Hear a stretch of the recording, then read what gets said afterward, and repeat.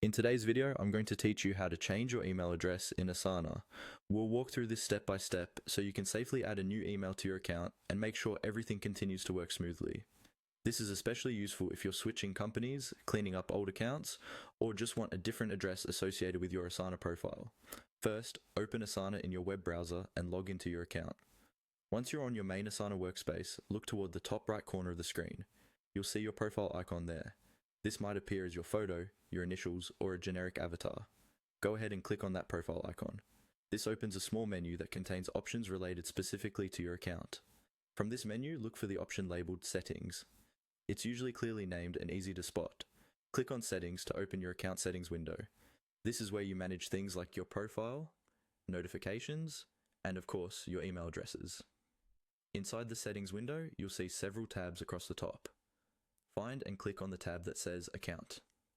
The Account tab is where Asana keeps all of your core account details, including the email addresses that are currently linked to your profile. Give the page a second to load and then scroll if needed until you see the section that lists your email information. In this section, look for a button or link that says Add Email. This is the option you'll use to attach a new email address to your Asana account. Click on Add Email, and Asana will prompt you to type in the new email address you want to use. Type your new email address carefully, making sure there are no spelling mistakes. After you enter it, Asana will usually send a verification email to that new address.